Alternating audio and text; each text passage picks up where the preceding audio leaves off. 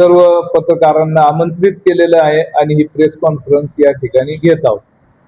या प्रेसचा मुख्य उद्देश हा आपण जानेवारी 26 पासून या ठिकाणी नगरपंचायतचा कारभार हा जनतेच्या आपल्या जनतेनं आपल्या हाती सोपवलेला आहे आणि हे करत असताना आपले विरोधी क्रांतिकारीचे 9 नगरसेवक सुद्धा आपल्या या नेतृत्वाखाली म्हणजे जो नवीन बदल जो यावेळेला पंचायत राज व्यवस्थेत स्थानिक स्वराज्य संस्थेत झाला तर लोकनियुक्त नगराध्यक्ष असेल तर यामध्ये महायुतीच्या नगरसेवकांबरोबर 9 क्रांतिकारीचे नगरसेवक या ठिकाणी त्यांनाही संधी मिळाली काम करण्याची आणि ही संधी मिळाली असताना ज्या कामकाजात येणाऱ्या 6 महिन्यातील सातत्याने अडचणी आहेत या अडचणी आपल्या समोर मांडण्यासाठी आम्ही या ठिकाणी आपल्याला बोलवलेलं आहे आणि या अडचणी म्हणजे आता सत्तेत आल्यानंतर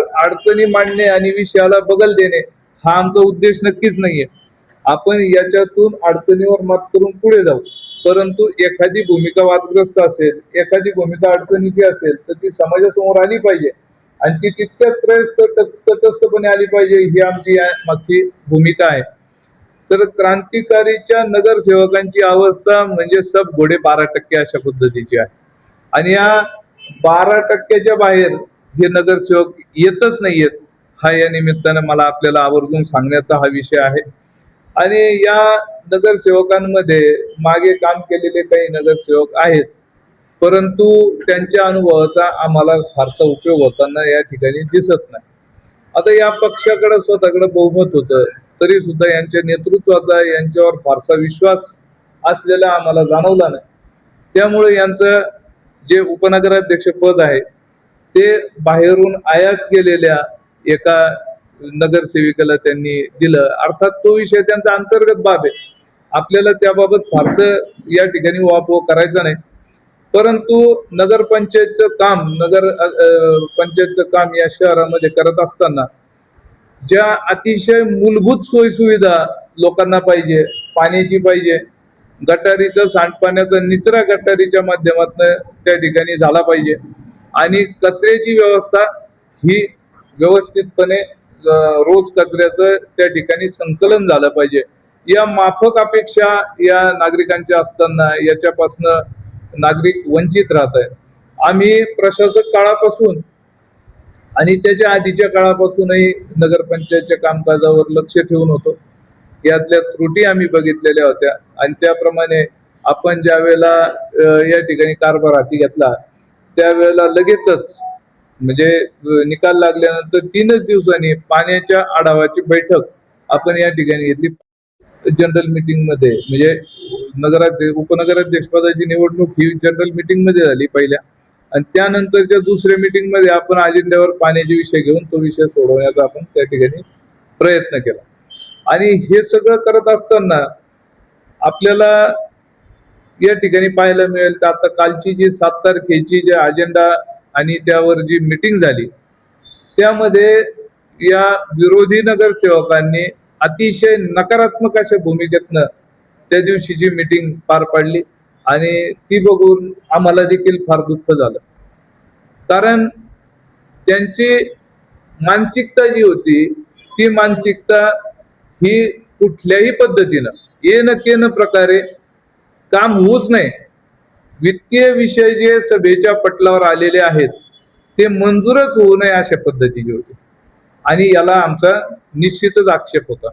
यांच्या कार्यपद्धतीमध्ये यांचं जे सगळी पूर्ण बॉडी लँग्वेज जी आहे ही बॉडी लँग्वेज अतिशय नकारात्मक, त्यामध्ये जणू काही यांच्यावर कुठल्या तरी बाह्य शक्तीचा प्रभाव आहे आणि त्या प्रभावाखाली ते या सभेमध्ये वावरतायत अशा पद्धतीचं होतं।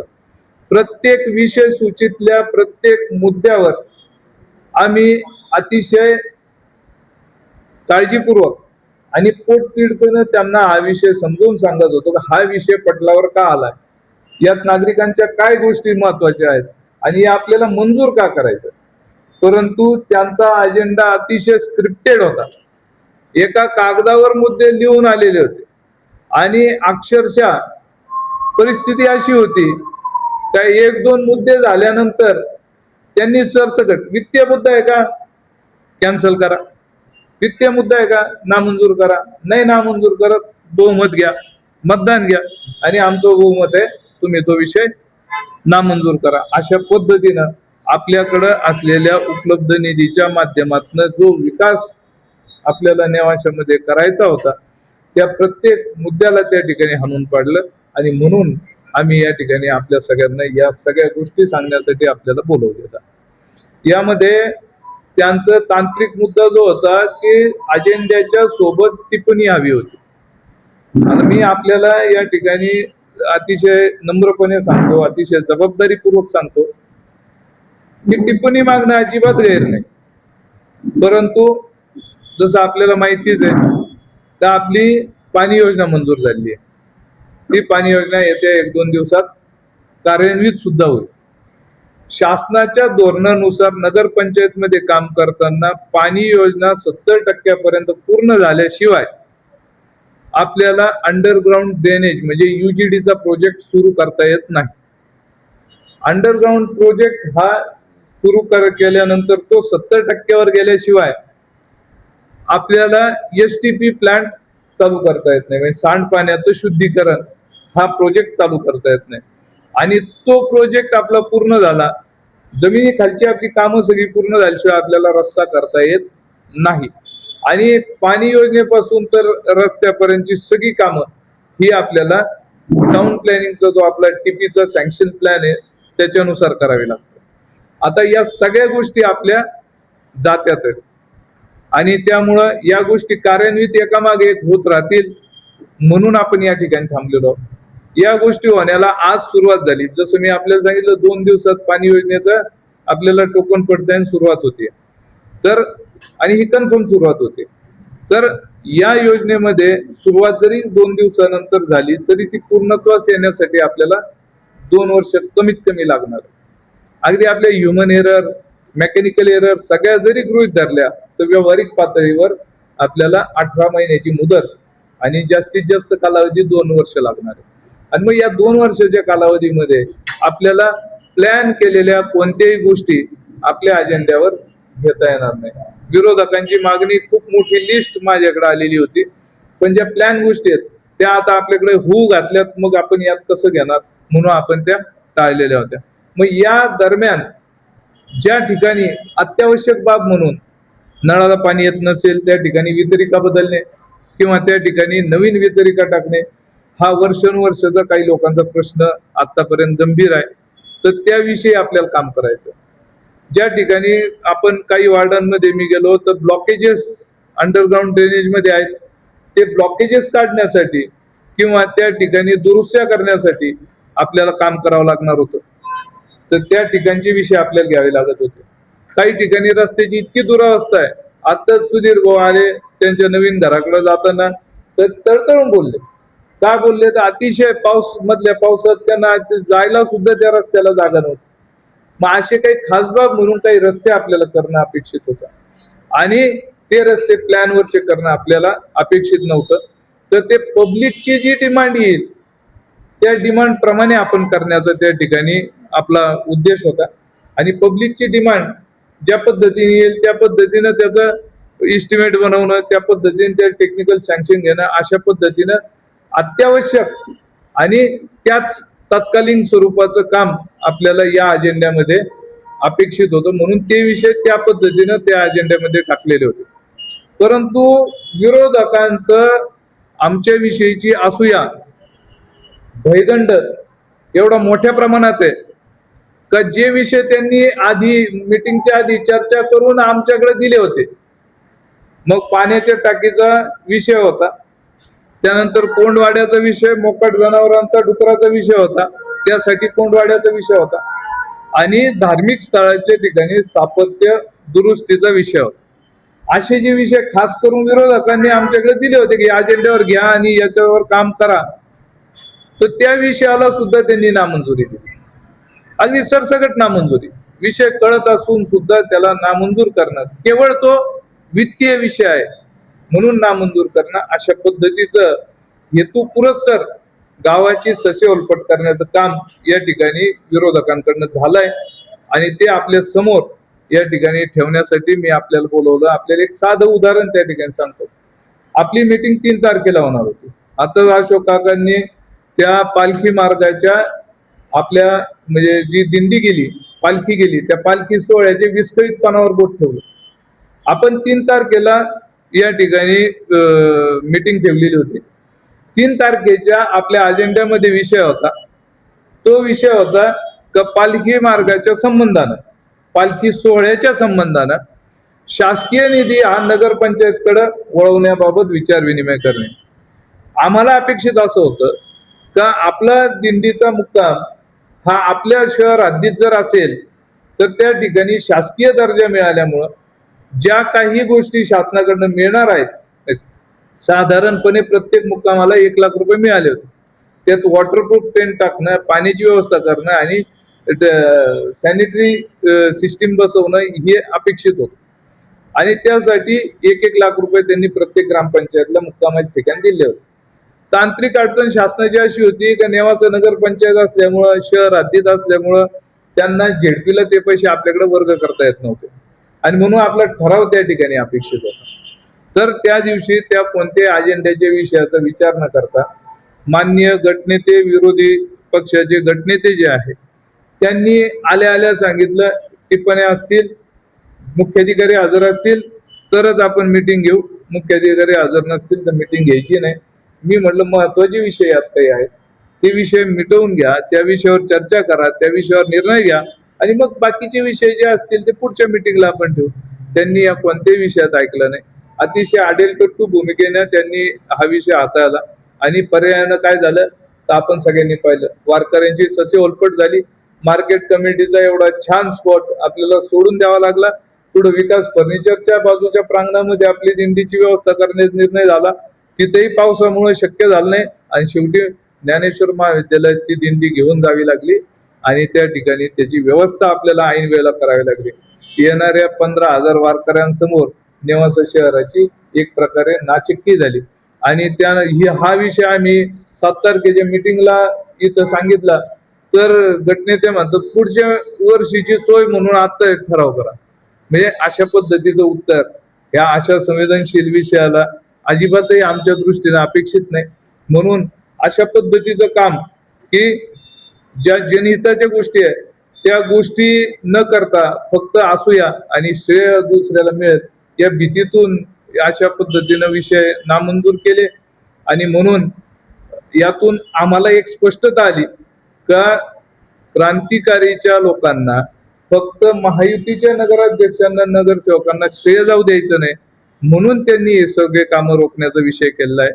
त्यांना लोकांच्या भल्याचं, जनहिताच्या मुद्द्याचं, लोकांच्या अडचणीचं, समस्येचं काही देणं घेणं आम्हाला त्यांच्या कार्यप्रणालीतून दिसून आलेलं नाही. त्याचबरोबर या ठिकाणी सगळ्यात महत्वाची अडचण का हा विकास कोण थांबवतोय. तर झारीत जसा शुक्राचार्य बसून राहिले होते तसं नेवासा शहराचा विकास होऊ नये म्हणून एक दत्ताचार्य या विकास गंगेच्या झारीमध्ये अडून बसलेले आहेत आणि हेच दत्ताचार्य त्या ठिकाणी या क्रांतिकारी नगरसेवकांना आपल्या तालावर नाचवत आहे. ही सगळ्यात दुर्दैवाची गोष्ट आहे आणि दुर्दैव असं की ही त्या क्रांतिकारीच्या नगरसेवकांची अपरिहार्यता आम्हाला अतिशय स्पष्टपणे दिसत आहे आणि या सर्व बाबी मी आपल्याला ज्या सभेच्या बाबतीतल्या इथं सांगितल्या त्याचं मी सगळं लाईव्ह रेकॉर्डिंग केलेलं आहे. जर कोणी मान्यवर पत्रकाराला मागणी असेल तर मी ते सगळं लाईव्ह रेकॉर्डिंग आपल्याला या ठिकाणी मुख्याधिकाऱ्यांच्या माध्यमातून आणि आमच्या सभा अधीक्षकांच्या माध्यमातून आपल्याला ते उपलब्ध करून देईल आणि या पुढच्या काळात देखील आम्ही मीटिंगचा सगळा विषय हा सार्वजनिकच करणार आहोत. त्या विषयामध्ये आपण मीटिंग झाल्यानंतर मीटिंगचा प्रत्येक अजेंडा, त्यावरची प्रत्येक टिप्पणी आणि सभागृहात झालेली चर्चा हे सगळं आपल्याला नगरपंचायतच्या त्या संकेतस्थळावर आपल्याला सगळ्यांना बघायला मिळेल. पण खास करून 7 तारखेची सभा ही आम्ही जाहीर चौकात या ठिकाणी दाखवणार आहोत. लोकांनाही कळायला पाहिजे तर नेमकी अडचण कोणात आहे. आपल्याला माहिती पाहिजे की या ठिकाणी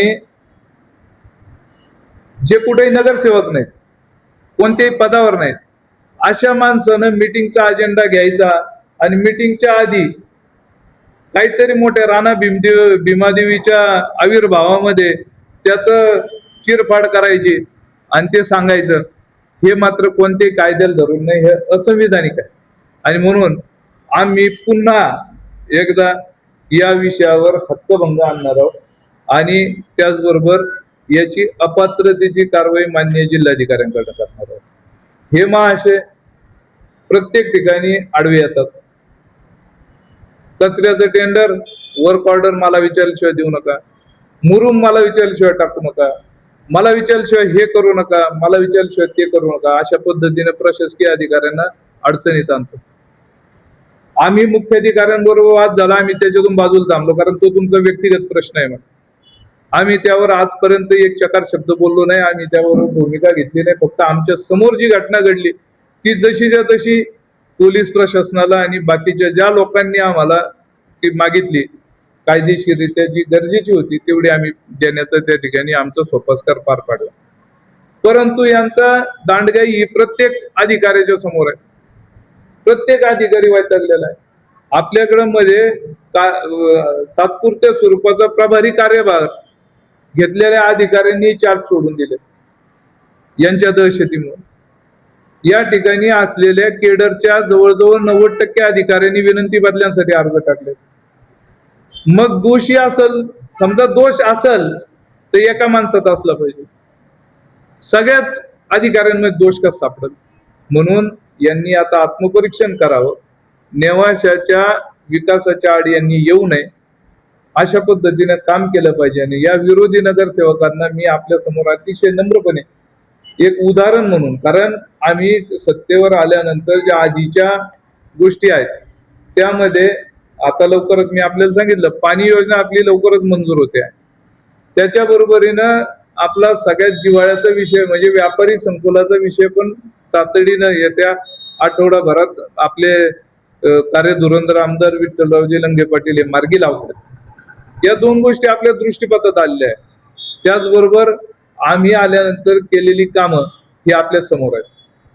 गांधीनगर मधला रस्ता आपण कोणी जाऊन बघा, त्यामध्ये आम्ही क्वालिटी मेंटेन करण्याचं काम हे अतिशय गुणवत्ता डोळ्यात तेल घालून केलेलं आहे. प्रत्येक कामावर उभं राहण्याचं, आता क्रॉसिंग झालं पाण्याचं लाईनचं, त्या क्रॉसिंग मध्ये आम्ही तिथे उभं राहून ते काम बघितलं, त्याची क्वालिटी बघितली, मटेरियल टेस्ट केलं. आजच काल पडलेला माझा व्हिडिओ जो आहे त्यामध्ये सुद्धा FSTPच्या बाजूचं काम आम्ही बघितलं. त्या ठिकाणी काही त्रुटी होत्या, त्या कॉन्ट्रॅक्टरला सांगितल्या, सुचवल्या, त्याला विनंती केली तर त्या त्रुटी दुरुस्त करून दे. अजून काम हे आपलं मेंटेनन्स पिरियड मध्ये आहे आणि मग तुझं बिल अदा करू, कारण त्याचं बिल अदा करायचं बाकी होतं. त्या कॉन्ट्रॅक्टरच्या या माध्यमातून, प्रेस कॉन्फरन्सच्या माध्यमातून मी धन्यवाद मानतो. तर कृष्णा फाटके नावाचे कॉन्ट्रॅक्टर होते, त्यांनी काल ते काम पूर्ण केलं, मुरुम फिलिंग पूर्ण केलं आणि आम्हाला त्या कामाचे व्हिडिओ त्या ठिकाणी पाठवले आणि काम पूर्ण झाल्याचं आम्हाला सांगितलं. उद्या आमच्या इंजिनियरचं, तज्ञ इंजिनियर त्याचा बांधकाम विभागात जो असतो त्या इंजिनियरचं आम्ही त्या कामाची पाहणी करणार आणि लगोलग त्याचं बिल अदा करण्यासाठी या ठिकाणी मुख्याधिकाऱ्यांना विनंती करणार. अशा पद्धतीची कार्यपद्धती आपण या ठिकाणी ठेवतोय. अतिशय पारदर्शक असं काम झालं पाहिजे, लोकांच्या हिताचं काम झालं पाहिजे आणि हे करत असताना विरोधी नगरसेवकांना अंधारात ठेवण्याची भूमिका आमची नाहीये. म्हणून आम्ही कोणतंही काम असेल तर ते अजेंड्यावर घेतो आणि अजेंड्यावर घेऊन करण्याचा आमचा प्रयत्न असतो. परंतु विरोधकांना ज्या भयगंडाने पछाडलेलं आहे तो भयगंडा असा आहे की आमच्या वार्डात कामच होणार, पण मागच्या काळामध्ये तुम्ही मागच्या जबाबदार पदाधिकाऱ्याचा एखादा व्हिडिओ उघडून बघा, त्यानंच दिलेल्या लिस्ट मध्ये एका वार्डामध्ये 3 कोटीची कामं आहेत, एका वार्डात 60 लाखाची कामं आहेत, एका वार्डात 2.5 कोटीचे कामं आहेत, तर दुसऱ्या वार्डात 75 लाख. समतोल त्यांच्याच तोंडून आपल्याला लक्षात आलं आणि हा असमतोल होऊ नये म्हणून आम्ही आटोकाट प्रयत्न करतो. कारण या ठिकाणी विरोधकांना सत्ताधारी हा विषयच नाही. नगराध्यक्ष हे 17च्या 17 वार्डामध्ये 50% विकासाचे भागीदार आहेत आणि हे त्या विरोधकांनी समजून घेण्याची वेळ आहे. आम्ही मधल्या काळात या ठिकाणी जो विषय मांडला होता, खासदार साहेब, आपले आदरणीय खासदार भाऊसाहेबजी वाकचौरे साहेब यांनी आमच्याकडे विकास कामांसाठी आम्ही त्यांच्याकडे मागणी केली. त्या नेवाशासाठी आपल्या खासदार निधीतून काहीतरी विकास व्हावा आणि साहेबांनी आम्हाला सांगितलं तुमचं मागणीपत्र आमच्याकडे द्या. त्यानुसार आम्ही हे मागणीपत्र साहेबांना दिलंय. या मागणीपत्रामध्ये आपण जवळजवळ 8 कोटीची कामं प्रस्तावित केली आहे. 8 कोटीची कामं सुधीर, आणि या 8 कोटीच्या कामांपैकी 4.45 कोटीची कामं ही आपण विरोधी वार्डातल्या नगरसेवकांची प्रस्तावित केली आणि 3.55 कोटीची कामं ही फक्त आमच्या त्या पण अत्यावश्यक असलेल्या वार्डामधली कामं आहेत. उदाहरणार्थ दलित वस्तीमध्ये प्रवीण आप्पा सरोदे यांचा वार्ड आहे आणि त्या वार्डातली विकास कामं दलित निधीमध्ये नाकारण्यात आली, अक्षरशः नाकारण्यात आली. जणू काही दलित लोक फक्त वार्ड नंबर 2 मध्येच राहतात आणि वार्ड नंबर 16 मध्ये राहणारे दलित यांना दलित म्हणून जगण्याचा अधिकारच नाही, अशा पद्धतीनं अशा आविर्भावात त्यावेळेला ती सभा झाली. त्या सभेमध्ये सुद्धा यांनी सगळे कामं नाकारले, दलित वस्तीतले पूर्ण कामं नाकारले आणि म्हणून आम्ही खासदार साहेबांना विनंती केली तर त्यांची जी अत्यावश्यक कामं दलित वस्तीतली आहेत, 16 नंबर वार्डात जे लोकांच्या ड्रेनेजचं पाणी लोकांच्या घरात घुसतंय ते ड्रेनेज तातडीने दुरुस्त करणं गरजेचं आहे. या ठिकाणी 2.5 इंची पाईपलाईन 150 घरांना पाणी पुरवठा करते, एकाच्याही घरात पाणी जात नाही. ती अवस्था आपल्याला सुधारायची आहे. मग त्यासाठी आपल्याला निधीची आवश्यकता आहे. म्हणून खासदार साहेबांना आम्ही अत्यावश्यक गरज म्हणून फक्त 16 नंबर वार्डातली आणि काही छोटी मोठी इतर वार्डातली 1-2 कामं अशी सुचवली. पण आमची सत्ता असताना सुद्धा आम्ही या निधीमध्ये 8 कोटीच्या निधीमध्ये विरोधी वार्डाला झुकतं मागतील. त्यामुळं या नगरसेवकांकडनं आता जी कार्यपद्धती चालू आहे या आणि याच्या पलीकडे आम्ही काम नाही केलं होतं, याच्या पलीकडे आमचं काम केलं. आम्ही असं सांगितलं होतं का जे विषय तुमच्या समोर आलेत त्या विषयाच्या खाली तुम्हाला आवश्यक वाटणारी कामं टाका. उपलब्ध असलेल्या निधीमध्ये दोन्ही गटनेत्यांना बसवू, त्यांच्या विचारानं नागरिकांच्या गरजेची कामं प्राधान्यक्रमाने घेऊ आणि उर्वरित कामांसाठी निधी आणण्याची जबाबदारी माझी. मी माझ्या पद्धतीने निधी आणतो आणि माझ्या पद्धतीने तो निधी सगळ्यांना वितरित करतो. भेदभाव हा विषय आमच्या रक्तात नाही, पण यांच्या अजेंड्यावर तो विषय तर कुठल्याही पद्धतीनं समोरच्याला बदनाम करायचं आणि समोरचं जे काम चालू आहे त्या कामात खोडा घालायचा आणि त्या कामात खोडा घालून पर्यायानं काय होणार आहे, या भांडणात विकास आणि तो विकास थांबवण्याचं पाप हे विरोधक जे करत आहेत हे फक्त आपल्या समोर मांडण्यासाठी मी आपल्याला या ठिकाणी बोलवलं होतं आणि आपल्या समोर ही आमची व्यथा जी आहे ही मांडण्याचं कारण एवढं की ही लोकांपर्यंत आहे. आता हे सगळ्या अडचणी आणल्या म्हणून आपण विकास करायचं थांबवणार आहोत का? तर अजिबात. अशोक काकांनी ज्या पद्धतीने सांगितलं तर तुम्ही आता सत्तेवर बसलेले आहेत म्हणजे तुम्ही समस्या सांगण्यासाठी नाही, समस्येचं समाधान शोधण्यासाठी बसलेले आहात आणि म्हणून आम्ही याही समस्येचं समाधान शोधू. आम्ही नगरपंचायतच्या माध्यमातून होणारी कामं जर अडत असतील तर त्या कामांना आम्ही PWD, MJP किंवा इतर संस्थांच्या माध्यमातून पूर्ण करण्याचं आम्ही त्या ठिकाणी उद्दिष्ट ठेवू. पण नागरिकांचा कुठल्याही पद्धतीनं विकास हा थांबणार नाही अशा पद्धतीनं काम आम्ही करू ही ग्वाही मला या निमित्तानं नेवास्कर जनतेला तुमच्या सर्वांच्या माध्यमातून आमच्या सर्व नगरसेवकांच्या वतीनं द्यायची आहे. या ठिकाणी आम्ही काम करण्यास कटिबद्ध आहोत. आम्ही नामदार डॉक्टर राधाकृष्णजी विखे पाटील साहेब यांच्या नेतृत्वाखाली आणि आदरणीय डॉक्टर सुजयदादा विखे पाटील आणि आपले कार्यधुरंधर आमदार विठ्ठलरावजी लंगे पाटील यांच्या मार्गदर्शनाखाली याच पद्धतीनं काम करत राहू आणि ही विकासगंगा नेवाशाच्या लोकांपर्यंत पोहोचवल्याशिवाय आम्ही स्वस्थ बसणार नाही. आपल्याला जाता जाता आणखी एक खूप चांगला असा मुद्दा मी सांगतो की गेल्या अनेक वर्षापासून आपल्या नेवाशाची जी ओळख आहे ती ओळख संत ज्ञानेश्वर महाराज मंदिरामुळे आहे आणि ते संत ज्ञानेश्वर महाराज मंदिर या ठिकाणी आता तीर्थक्षेत्र विकास मध्ये घेतलेलं आहे, आपल्याला सगळ्यांना माहितीच आहे. आणि नामदार राधाकृष्ण विखे पाटील साहेब यांच्याकडे आम्ही आग्रह धरला की ज्ञानेश्वर महाराजांच्या मंदिरासोबत आपलं मोहिनीराज भगवंताचं जे ग्रामदैवत आपलं आहे त्या मंदिराची सुधारणा व्हायला हवी.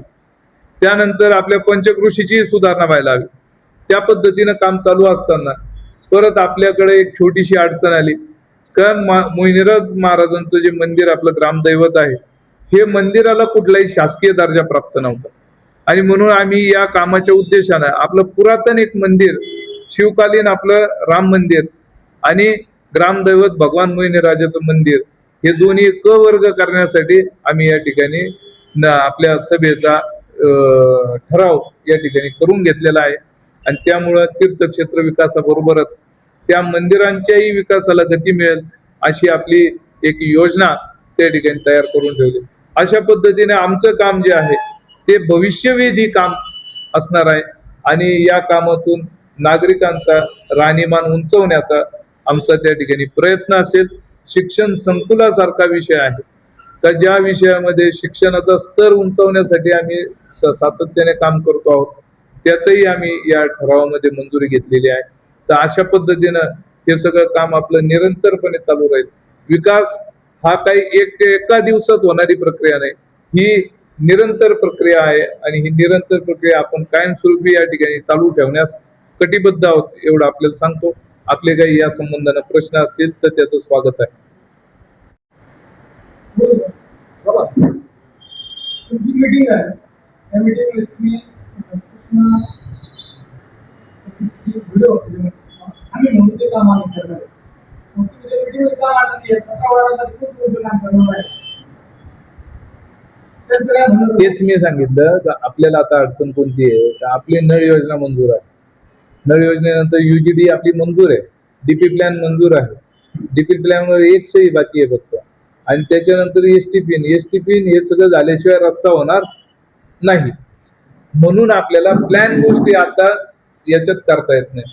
मग रस्ता जर आपण करायला घेतला आणि तिथे UGD बाकी असेल तर आपल्याला तो करता येणार नाही, आपल्याला त्याची मंजुरीच मिळणार नाही. म्हणून आपण आता करणाऱ्या गोष्टी प्लॅन मधल्या नाहीयेत तर आपण करणाऱ्या गोष्टी नागरिकांना समस्या येते, नागरिकांना अत्यावश्यक गरज आहे म्हणून करायची गोष्ट आहे. उदाहरण द्यायचं झालं तर प्रवीण आप्पांच्या वार्डामध्ये वार्ड नंबर 16 मध्ये जर आपण गेलात तर तिथं पाऊस झाल्यानंतर जर बघितलं किंवा सकाळच्या वेळेला जेव्हा जास्तीचं पाणी जेव्हा नालीमध्ये जातं त्यावेळेला बघितलं तर अक्षरशः नाल्या ब्लॉक होतात आणि ते पाणी त्या रहिवाशांच्या जी बाथरूम आहे मोरी आहे त्या मोरीमधनं बाहेर निघतं आणि त्यांच्या स्वयंपाक घरापर्यंत जातं अशी अवस्था आहे.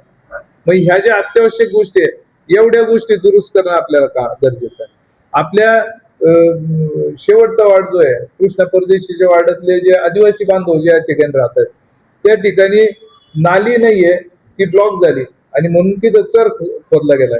तो चर इतका खोल झालाय आता एखादं लहान पोरग जर खेळता त्यात पडलं दुर्दैवानं तर ते त्याचा हातनात जीव जायचा अशी परिस्थिती त्या ठिकाणी निर्माण झाली. मग ही आपल्याला अत्यावश्यक गरज आहे जी आपल्याला पूर्ण केली पाहिजे. आपल्या रामकृष्ण नगर मध्ये जो ओढा आहे त्या ओढ्याकडे आपण दरवर्षी पाहतो पाणी इनफ्लो जर परवरीचा वाढला तर पाणी त्या भागातनं आपल्या गावात घुसतं. घेतलंय ना ते ऑलरेडी घेतलेले आहेत आपण काम. यात इनफ्लोचं काम इनफ्लो येतं म्हणून तो काम या ठिकाणी आपण घेतलेलं आहे. मान्सून पूर्व तयारी अंतर्गत काम करायचंय ते काम इथं घेतलेलं आहे. आप्पांच्या वार्डात गटर नाही ते काम आपण इथं घेतलेलं आहे. खासदारने तिथे एकदा काम प्रस्तावित केलेत. मग जे अत्यावश्यक आतापर्यंत आपल्याला दिसले ते सगळे काम आपण प्रस्तावित केले.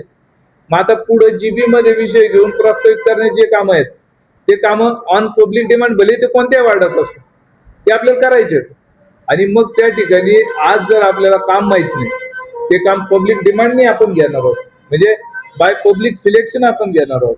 कारण प्लॅन मधले काम आपल्याला आता आपल्या कामांमुळे घेता येणार नाहीत म्हणून आपण त्या ठिकाणी ती मुभा ठेवली होती आणि यांना सांगितलं होतं तर तुमच्या वार्डातले कामं तुम्ही त्यात अत्यावश्यक असतील ते टाका.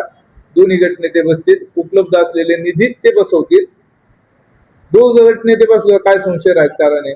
उपलब्ध निधीमध्ये ते बसवतील, इस्टिमेट करतील, हे करतील. फक्त मी काय सांगितलं तर वेगळी प्रथा पाडू नका. इतका निधी आलाय म्हणून त्या निधीच्या वाटण्यात अजिबात होणार नाही. कामाच्या वाटण्या करा. आम्ही या ठिकाणी निधीची वाटणी नाही केली, कामं प्रस्तावित केली. विरोधकांची कामं 4 कोटीच्या वर गेली आणि आपली कामं 3.5 कोटीच्या आत राहिली, तरी आपण ती प्रस्तावित केली. का तर कामाच्या स्वरूपानं आपण पुढे गेलं पाहिजे. निधीच्या माध्यमातून पुढे जायचं आणि त्याला काहीतरी आर्थिक वेगळं वळण लावायचं आणि सगळी नगरपंचायतच बदनाम करून टाकायची, हा चुकीचा विषय आहे. असे चुकीचे पायंडे आपल्या हातून पाडण्याचं पाप मी मात्र करणार नाही, कारण आपण माऊलीच्या भूमीत राहतो. आधीच नगरपंचायत एवढी बदनाम झाली यांच्या कारभारामुळं का नगरपंचायत मध्ये कोणी अधिकारी यायचं म्हणलं तुम्ही मुंबईत जा आणि विचारा, कमी नेवासा नगरपंचायतचा आहे, ते आश्चर्याने आपल्याकडे पाहतात जसं काय मंगळावरून माणूस आला. अशा पद्धतीचं वातावरण, अशा पद्धतीची प्रतिमा आपली तयार केली गेली आणि ही प्रतिमा बेजबाबदार वागण्यामुळे झाली आहे. तर या पद्धतीचं वागणूक आपली अजिबात असणार नाही, हे मात्र मी या निमित्तानं सांगतो. व्यापारी संकुलाचा जो विषय आहे, व्यापारी संकुल आपण आता बाजार तळावरचं व्यापारी संकुल जवळजवळ फायनल केलंय. बाजार तळावरचं 2 कोटीचं व्यापारी संकुल या ठिकाणी आताच्या काळात गरज असलेल्या अद्ययावत पद्धतीनं आपण ते करणार आहोत. आणि त्याच पद्धतीनं ते व्यापारी संकुल सुरू झाल्यानंतर समोरचं पोस्ट ऑफिस रोडचं व्यापारी संकुलाबाबतची प्रक्रिया आपली आता सुरू आहे. त्या ठिकाणचं जागेचं आरेखन झालेलं आहे. जागेनुसार आपल्याला आतल्या बाजूने आणि बाहेरच्या बाजून गाळे देण्याची गरज आहे. त्या ठिकाणची अडचण लक्षात घेता त्या ठिकाणी सगळ्यांना सामावून घेतील अशा पद्धतीचे गाळे आपण करण्याचा प्रयत्न करतोय. पण बाजार तळामध्ये मागच्या जे संकुल आहे त्याच्या त्रुटी लक्षात घेता आपण त्यामध्ये सुधारणा करतोय आणि नवीन पद्धतीनं, म्हणजे आज लोकांना ज्या पद्धतीचं आवडतंय, लोकांची जशी आवड आहे त्या पद्धतीचं देण्याचा आपण प्रयत्न त्या ठिकाणी करणार आहोत. तुम्ही जे क्रांतिकारी शेतकरी पक्षांच्या नगरसेवकावर आरोप केलाय, तर जी सर्वसाधारण सभा झाली होती 7 तारखेची, तर त्या सभेचं व्हिडिओ चित्रीकरण झालं असेल, तर त्या व्हिडिओ चित्रीकरण तुम्ही जनतेसमोर मांडणार आहात, तुम्ही आता सांगितलंय. तर त्याच्यामध्ये नेमकं असं काय आहे का ते जे म्हणजे तुम्ही प्रस्ताव मांडला आणि ते मान्यता देत नाही, अशी बी चर्चा आहे का तालुक्यामध्ये? का ते एकत्र येतात आणि चर्चा करतात, मेसेज आला का नाही असं बोललं जातं, त्या बाबतीत काय सांगा? याचं उत्तर आमचे गटनेते महेश अण्णा लोखंडे पाटील, कारण की आम्ही पहिले मीटिंग बसून बघतोय की त्यांना कुठून तरी मेसेज येतो आणि त्याच्यावर ते फॉलोअप करतात. कुठे अशी झालेली आहे, कोणाकडून मेसेज येतो ते नाही सांगतात. नगरसेवकांना ते नाही सांगतात. आपल्या प्रभागाविषयी, शहरातल्या अडचणीविषयी स्वयंप्रज्ञेनं या ठिकाणी सभेमध्ये चर्चा केली पाहिजे, असा साधारण संकेत आहे.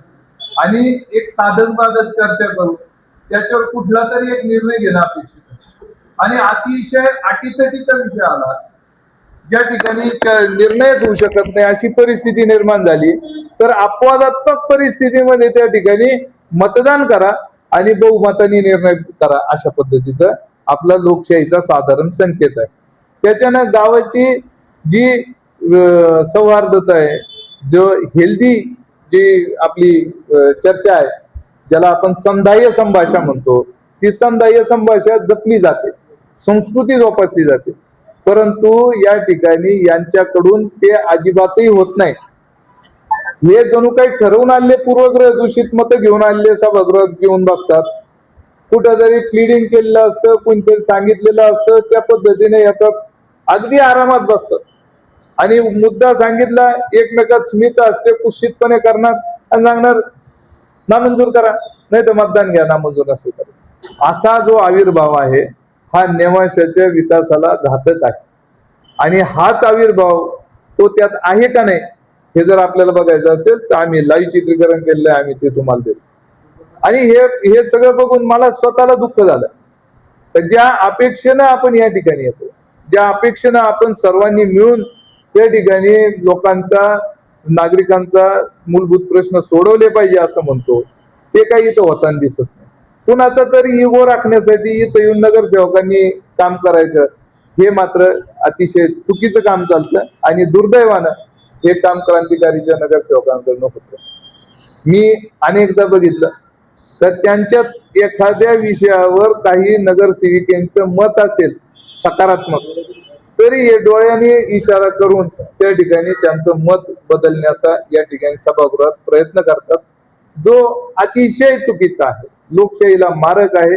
आणि सगळ्यात जास्त लोकशाहीचं आपण थोडा वेळ बाजूला ठेवू, पण नेवाशाच्या विकासाला मारक असणाऱ्या गोष्टी त्यांच्याकडनं दबाव टाकून केल्या जातात. ही कार्यपद्धती इथं सभागृहात माझ्या समोर होती. आपण दुसऱ्या गोष्टी एक विषय निघाला मग हा त्याला सर्व आपल्याला सुरक्षित क्रमांक म्हणजे काय झालं आता एक महिन्यावर हा जो विषय आहे ना, हा विषय संयुक्त कारवाईचा विषय आहे. आम्ही त्या संबंधानं तहसीलदारांना सांगितलेलं आहे. तहसीलदार, PWD, पोलीस आणि नगरपंचायत यांनी संयुक्तपणे ती कारवाई करायची. नगरपंचायतची जबाबदारी जी आहे, त्यांना पर्यायी जागा उपलब्ध करून देण्याची, त्याची पूर्ण व्यवस्था आपण केलेली आहे. याच्या आधी म्हणजे आपल्या पालखी सोहळ्याच्या आधी हा विषय आम्ही त्यांना स्वतः जाऊन यांच्या PI साहेबांच्या आणि तहसीलदारांच्या केबिन मध्ये जाऊन त्यांना सांगितलेलं आहे. लवकरच येत्या 2-3 दिवसात त्यांच्याशी समन्वय करून त्यावर तातडीने आपण निर्णय घेऊ. पत्रव्यवहार आज झालेला आहे आणि आता आम्ही त्यांना तोंडी ते सांगितलंय. नाही, तोंडी त्यांना सांगितलं आता जे आहे, आता सोमवारी आपण उद्या त्याच्यावर पत्रव्यवहार करून त्याची तातडीने अंमलबजावणी करण्याच्या दृष्टीने पावलं उचलू. कारण ती आपली नितांत गरज आहे.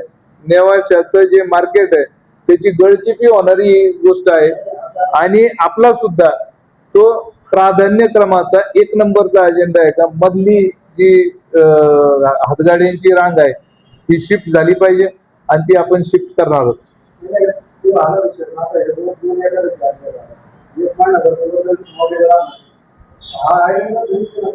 हा त्याच पार्श्वभूमीवर आपल्याला ते करायचंच आहे.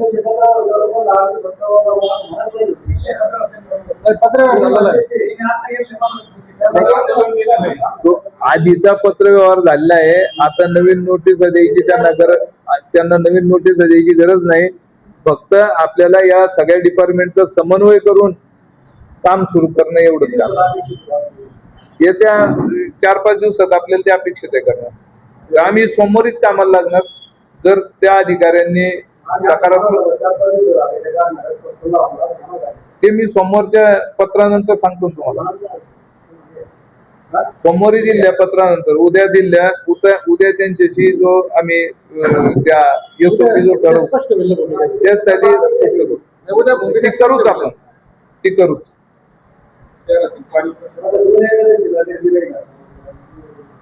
शहराच्या पाणी प्रश्नाबाबत एकदम सुटसुटीत विषय आता झालेला आहे.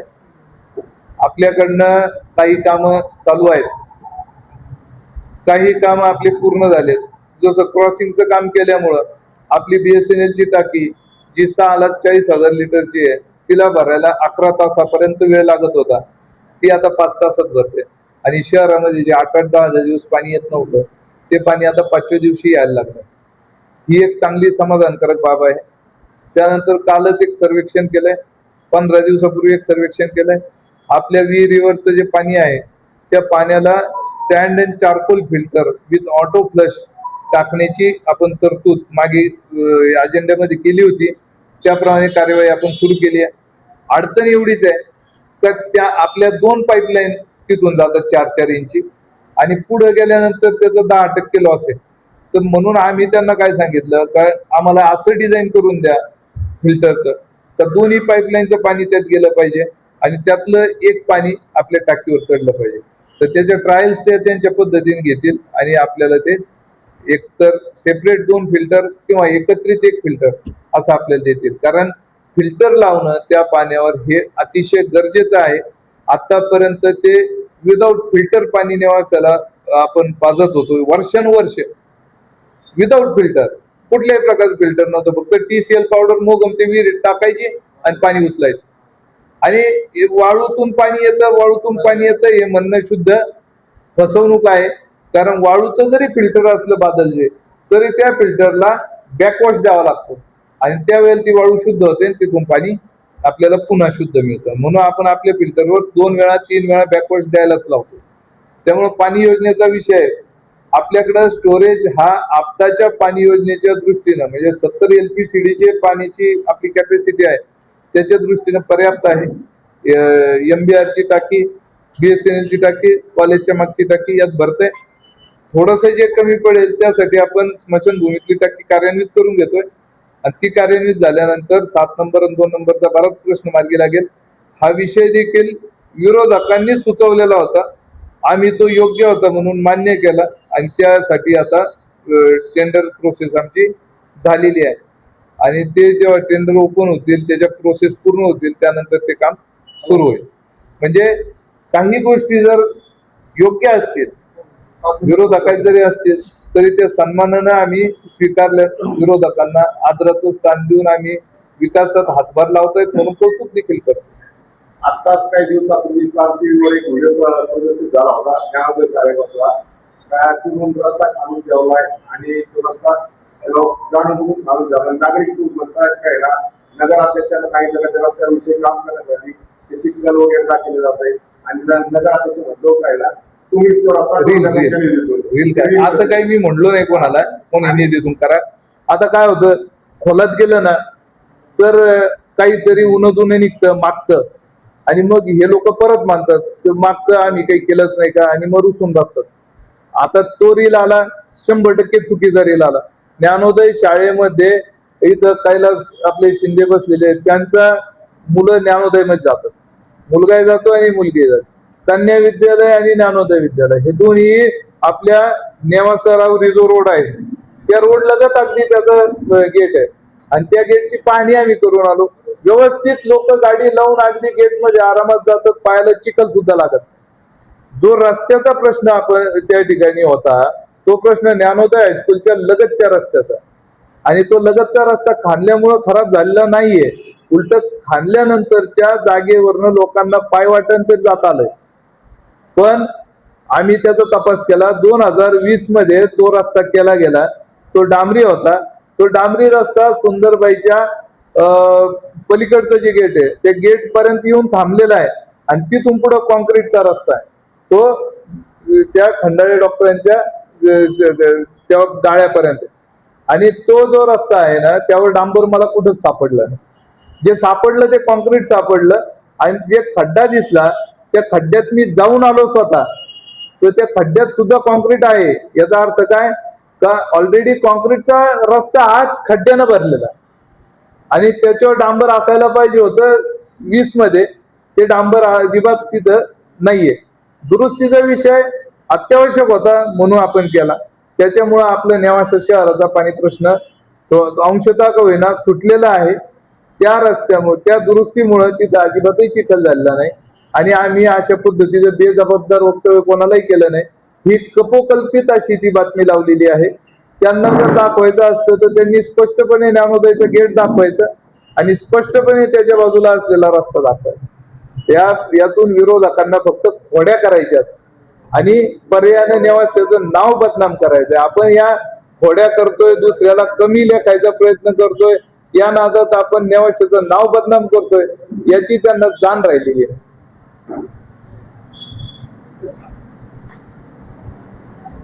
ठाकरे या ते अरे ते दादा ते दे ना पॅकेज दे ना सगळं. यस या असं ना